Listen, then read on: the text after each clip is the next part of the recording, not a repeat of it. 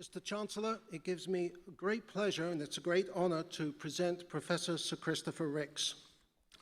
If you Google Christopher Ricks, you will get 481,000 hits, which is more than any English professor I'm aware of, and almost as many as Tywin Lannister in Game of Thrones. Like Tywin, Christopher began his career as a soldier. In 1952, he was a second lieutenant in the Green Howards. He then went up to Oxford as an undergraduate, the first person in his family to go to university, where he got a first in English and began the illustrious career as literary critic that we are celebrating today. This six-decade career is divided equally between England and the United States. Between 1957 and 1986, Christopher taught at the universities of Oxford, Bristol, and Cambridge. And at Cambridge, I had the great pleasure of having him as a teacher. And at Cambridge, he was the King Edward VII Professor of English Literature. Since 1986, he has been the William M. and Sarah B. Warren Professor of the Humanities at Boston University. In 2004, he was elected Professor of Poetry at Oxford, and he was knighted in the Queen's Birthday Honours in 2009. Let me just say a couple of words about the Oxford Professorship of Poetry.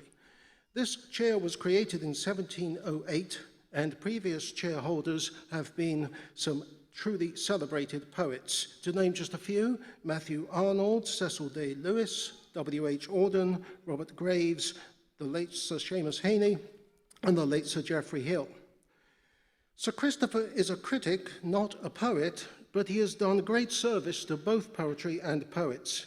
Many eminent poets, including Philip Larkin, Seamus Heaney, and Geoffrey Hill, gained a wider readership after receiving laudatory reviews from Christopher in the 1960s. W.H. Auden wrote of the young Christopher Ricks, "He is exactly the kind of critic every poet dreams of finding." Christopher has also been a champion of Bob Dylan since the early 1960s, and his faith in Dylan's art has, of course, recently been vindicated with the announcement of Dylan's winning the Nobel Prize for Literature. John Carey, Emeritus Merton Professor of English Literature at Oxford, has called Christopher Ricks the greatest living critic. Sir Christopher's first major book, Milton's Grand Style, was on the 17th century poet John Milton, author of Paradise Lost. Published in 1963, it is still in print today. After the triumph of a book like that, a lesser critic would have been content to enjoy a lifelong career as a world-class Miltonist. But Christopher Ricks is not a lesser critic. After writing the book that many Miltonists, myself included, think the greatest book on Milton ever written, he went on to write equally celebrated books, and at last count there are 35 of them, including editions, on such poets as Keats, Tennyson, Beckett, T.S. Eliot, Geoffrey Hill, and Bob Dylan. Ricks's criticism is remarkable for depth as well as breadth. He can find more in a line of verse than anyone else, and when lecturing, he is able to quote long passages of verse spontaneously as if he had all of English poetry stored away in his head. Christopher is an editor as well as a critic, and his books include editions of Milton, Housman, Tennyson, T.S. Eliot, and many other writers, novelists, as well as poets. His recent edition of T.S. Eliot's poems that he and Jim McHugh published last year has recently been awarded the prestigious Pegasus Award. In 1999, Christopher Ricks and Geoffrey Hill founded the Editorial Institute at Boston University, and in 2003, he was awarded the $1.5 million Mellon Foundation Distinguished Achievement Award. He also excels as a teacher. When I was an undergraduate at Cambridge 40 years ago, Christopher Ricks was the only lecturer who could fill an auditorium at 8:30 in the morning. The comments by his recent students at Boston University tell me that he has lost none of the energy in the classroom that he had 40 years ago. And I just would like to give one quote from a BU student from Rate My Professors. "A great, great teacher. You'll be able to tell your grandchildren that you took a class with this man, and they will salivate with envy. Note the direct line of great critics from Eliot to Ricks to you, perhaps the greatest wit teaching today. This comment for me perfectly conveys Christopher's charisma in the classroom. When he lectures, whether it be on Eliot or Milton or Keats or Bob Dylan, you feel as if the poet or songwriter is in the room too, with you, speaking to you. Mr. Chancellor, on behalf of the Vice-Chancellor and in the name of the Senate, I ask you to confer the degree of Doctor of Letters, honoris causa, upon Professor Sir Christopher Ricks. By virtue of the authority vested in me as Chancellor, I admit you to the degree of Doctor of Letters, honoris causa. Congratulations, Dr. Ricks.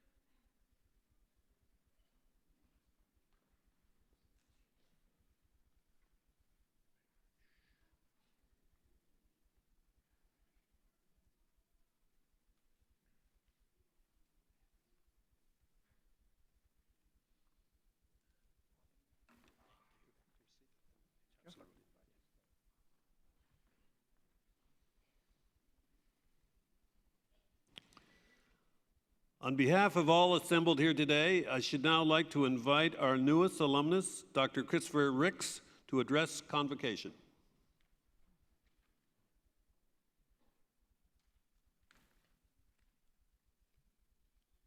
Mr. Chancellor, Mr. President, faculty of Western University, graduands and honoured guests, it is a great pleasure and honour to accept this honorary degree. I shall myself be honouring some people and some things, in particular words. I will spend my 10 minutes with you talking about words and talking particularly about the words of very great writers. But one of the things I want to do is draw your attention to words which usually get neglected because they are modest. They are not great large nouns like liberty, or really great large adjectives like poly, philo, progenitive, the first line of a poem by T.S. Eliot. They're the perfectly humble words that are prepositions and conjunctions. People of my age often say that young people don't any longer know about parts of speech. Young people at Boston University know about nouns and verbs. Sometimes they're a bit hazy about pronouns, and they're not altogether sure whether something is an adverb or a pronoun, partly because in the English language we've got lots of words that are both. The word down is a preposition when it moves down the stairs. If you put the suitcase down, it's an adverb. So these delights in the language are one of the things that has occupied me for all of my teaching time. The companion to the language says, one of the traditional parts of speech into which words are classified. And then, it is a closed class in that few new prepositions ever enter a language. We know that new nouns and new verbs, new adjectives and adverbs enter the language all the time. Let's think about what it is with prepositions and conjunctions, and but as conjunctions, prepositions like to and of and into. You can think of these as unimportant words. It's usually said other words are major words. Other words are independently existent. But you can't have to or upon or of independently existent, unlike stop or freedom. So think about the ways in which prepositions change how you think about absolutely everything. Free from is completely different from free to. Well, it can't be completely different or we wouldn't ever be able to think about freedom. But we've got to know whether we're thinking about free from something or free to something. We've got to think about what it means to make free with something, different preposition, or to be free of something. So the starting point, even for a great big central word like freedom, will be what prepositions is it in the company of, so that we can think about it. Prepositions are micro, they're very small. One of the political discoveries of the last 5 years has been how important micro things are.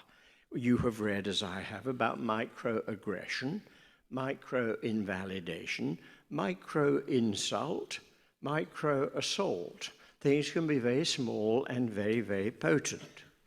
Brian Garner, who is the greatest living authority on not only the American language, but the English language, Brian Garner, who has been described by David Foster Wallace as a genius, why Brian Garner is a genius, pointed out that a case went to the Supreme Court of the United States of America because of a doubt about the word of.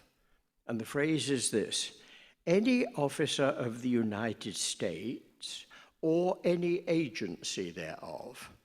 It went to the Supreme Court because it lacked a second of. Any officer of the United States or of any agency thereof. And there were two quite different interpretations of this, as I say, going all the way to the Supreme Court, because the original draftsman hadn't repeated the word of. So you've got the world of the Supreme Court, but you've also got the world of the nursery. The great Danish scholar of the English language, Otto Jespersen, in the same year as The Wasteland, published a book in which he noted things like this. It's the child the mother says to the child, "I will wash you in a moment." And the child says, "No, you must wash me in the bath." What is it about "in" that makes us able to deal with this oddity? A child at school who is asked, "What is an average?" And she replied, "What the hen lays eggs on." Now, it takes a moment to work out what an average means. What is a child doing when picking up something like the comedy of these extremely alive words that signal all the relations that we may have? 150 years ago, somebody writing about rhetoric and belles lettres was very condescending towards prepositions.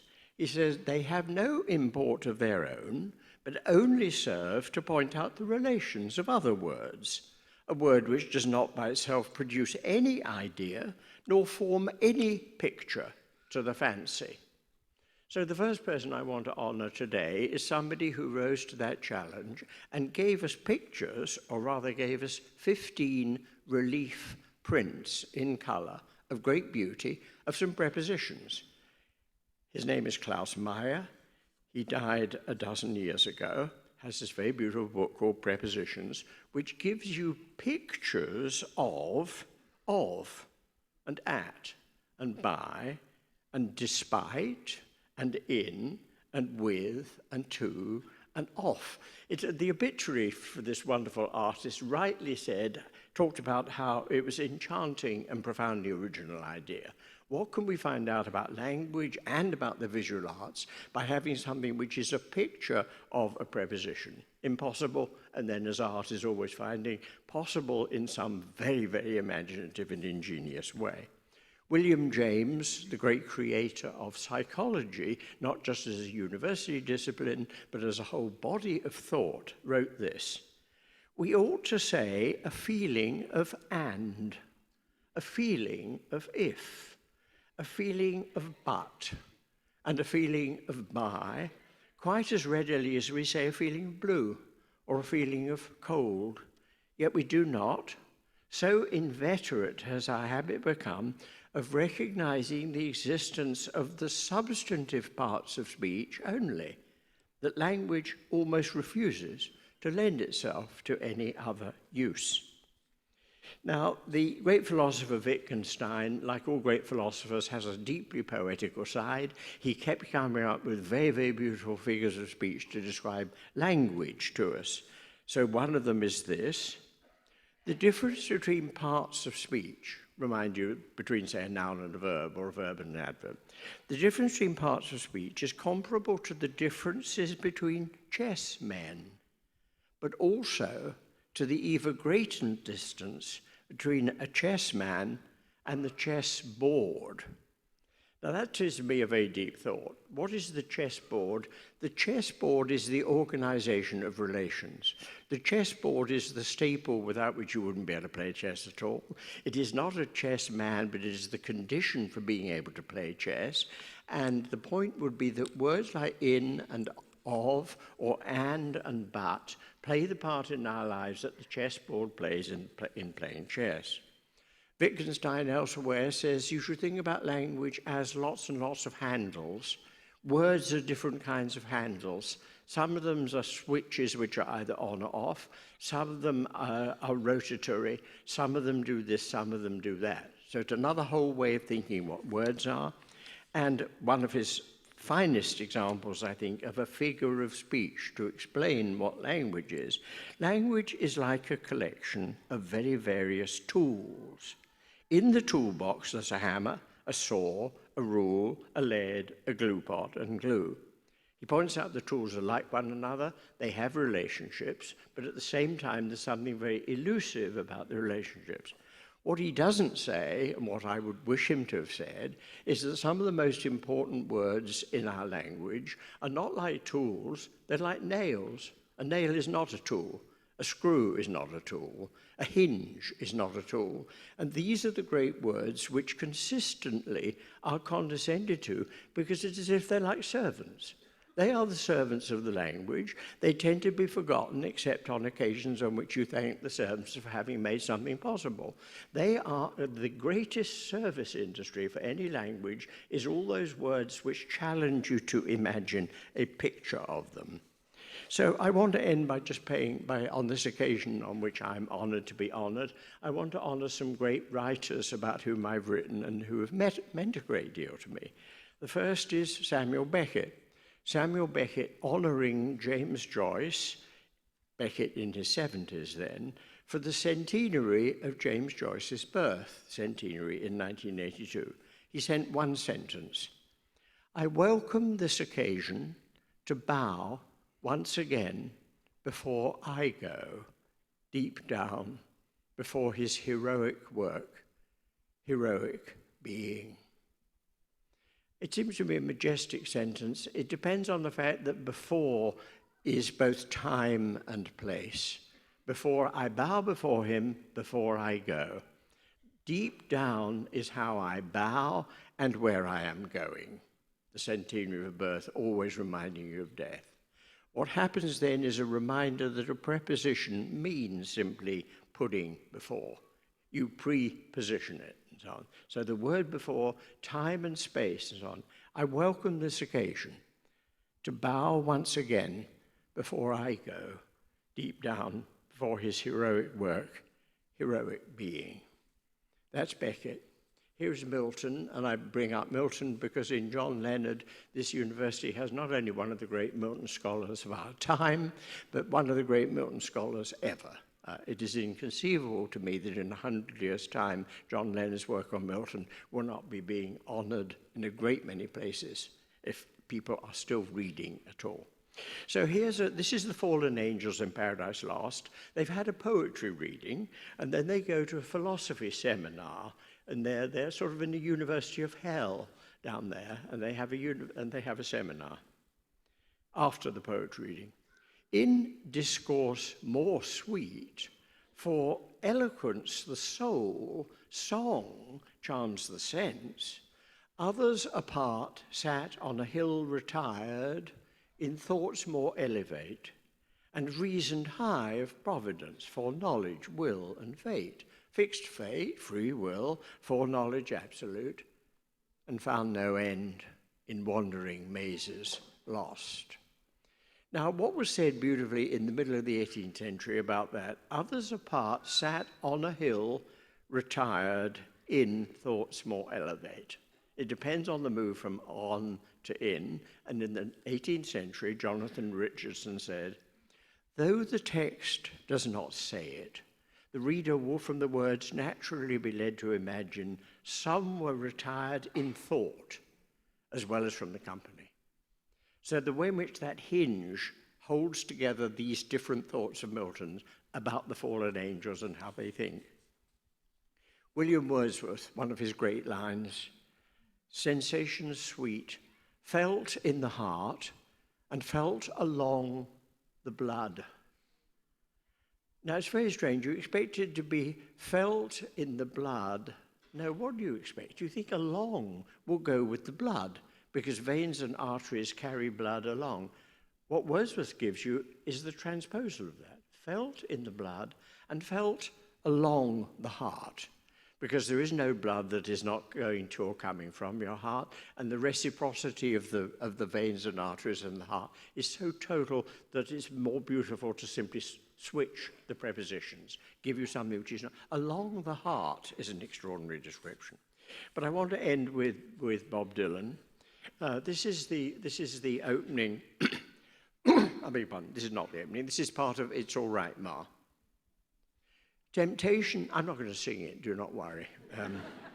Temptation's page flies out the door. You follow, find yourself at war. Watch waterfalls of pity roar. You feel to moan, but unlike before, you discover that you just be one more person crying.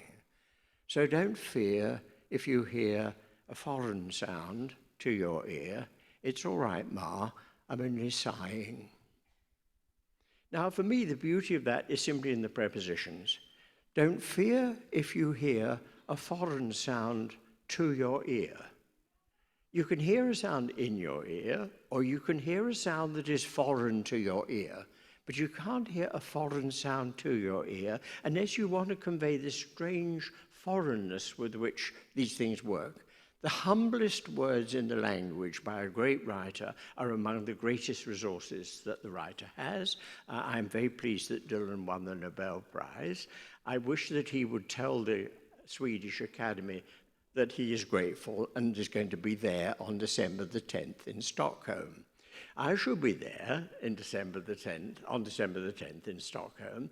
The great line about Dylan, if he's not there, is a line that Dylan himself wrote in Lily, Rosemary and the Jack of Hearts. The only person on the scene missing was the Jack of Hearts. Now, you can't be the only person on the scene missing. You can be the only person missing from the scene, but the potent absence, Dylan will be on December the 10th if he doesn't turn up, the only person on the scene missing. Thank you.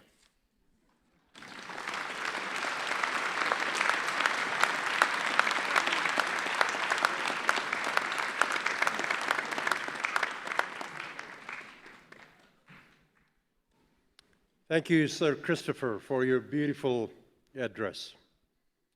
You have helped to bring literature and poetry to life for our students and many others, and for people all over the world.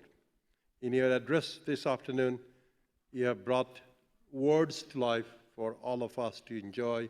And now we have a little taste of why your lecture could fill up 8:30 in the morning. I suspect that you could simply do the same thing, even in a very cold London weather. Ladies and gentlemen, would you please join me once again in congratulating Western's newest honorary Doctor of Letters, Dr. Christopher Ricks.